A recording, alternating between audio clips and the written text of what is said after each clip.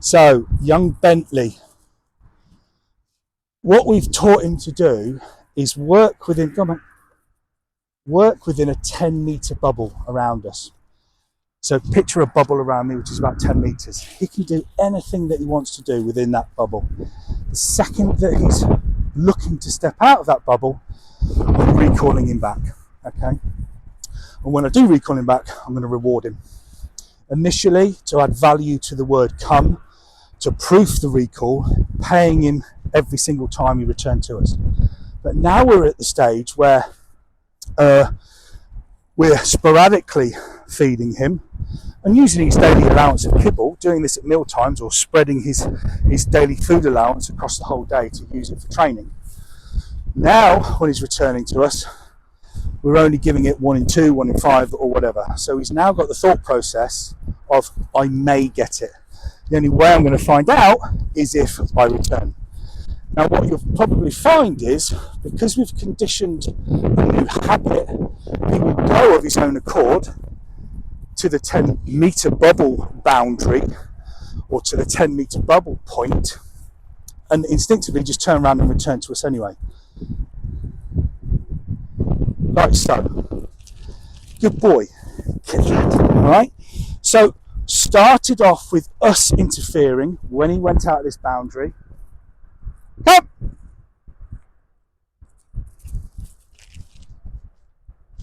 Good lad. Not giving him food, not giving him a retreat, okay? So it started off with us managing that cycle or that habit like we've just shown there, but now when he's realised and learned the limits of his exploration or the limits of where he's allowed to go, he now naturally stops, looks at us, checks in with us, and then returns to us of his own accord.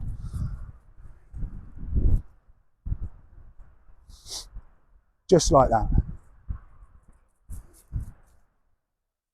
Good boy, good lad. Still not giving him food, okay? Come on, mate. All right? So this isn't about limiting his fun. It's not about limiting his walks or his life out and about in the countryside. What this is, just like that. Good boy, good lad. Still no food. What this is putting a limitation on it because he's proved to us previously he is going to chase things. He is not going to come back. He's going to ignore us when we want him to recall. He's literally not even going to acknowledge that we're in the same field. Where he goes, that's the limit. Back he comes. Good boy. Come on in, you come. Good lad. Still no food, okay? So he can go anywhere he likes as long as it's in that 10-meter bubble around me. And as you see, when he does get to that limitation, or he does get to that point, he instinctively now knows what we've got on offer because we've taught him we are valuable. We've taught him that now us in his life is a very, very positive, valuable source that he would much rather stay near and be around than buggering off into the next field.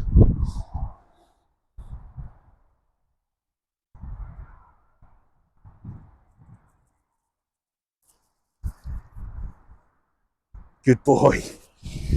Good boy. Okay? So, we don't need to recall him now. What point am I trying to say? You have to add value to a word or a sound in his mind, or add value to yourselves. Another thing to note is I'm not chatting to him. I'm not having a conversation with him. I'm not diluting and devaluing the sound of my voice. When he hears my voice, it is important. Come! Good.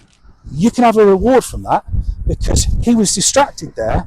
He instantly responded to the come or the recall command, and we paid him effectively. So this is about adding value to me, or an owner or a handler, where I've instinctively now I've elevated myself in his universe, but also keeping value to sounds and words.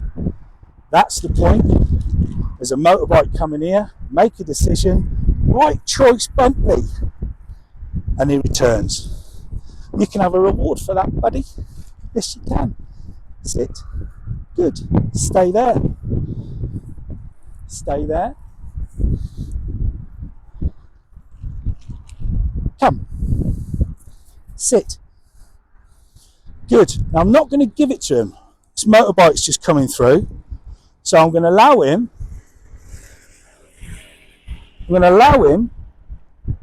Just to be more focused upon me. Yeah, I can hold this treat for an hour. I could keep him engaged with me for an hour, to the point where we're allowing the distraction to go. We're allowing the potential risk of him running off to investigate to go. Sit. When it's gone, you can have it. Good boy. So, recall, whatever, focus, engagement, relationship, bond, call it whatever you like. You are only going to get that if any dog values you in its life, but more importantly, values how you communicate with him. Yeah? So we're not walking down the road having a conversation with him, because very, very quickly our voices become white noise.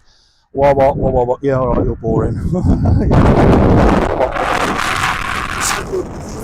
Clear, precise, authoritative instructions which are valuable to him, because he's realised and we've taught him, in this case, is a valuable thing to hear. Yeah? Good boy. Yes! That'll do.